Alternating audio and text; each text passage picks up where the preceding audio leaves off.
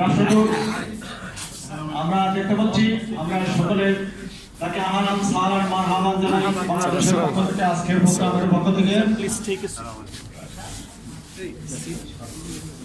এইমাত্র ইরানের রাষ্ট্রদূত আসলেন এবং ওনার সাথে আমরা হ্যান্ডশেক করলাম, মত বিনিময় করলাম। উনি এখন বসবেন।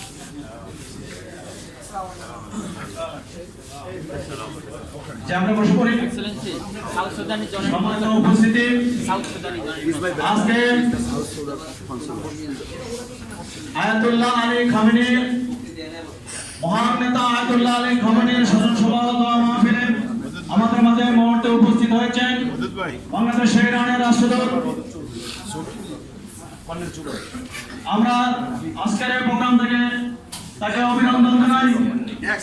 আজকে আমরা একটা কথাই বাংলাদেশের পক্ষ থেকে বলবো, আমরা যারা মুসলিম দাবি করি, আমরা যারা মুসলিম দাবি করি, আমাদের কাছে মেসেজ হচ্ছে একটা, এই দুনিয়াতে পৃথিবীতে যত নবী রাসূল এসেছেন সকলের মিশন ছিল একটা, বলেন 2,24,000 অথবা 1,24,000 যত লোক এসেছেন সকলের মিশন ছিল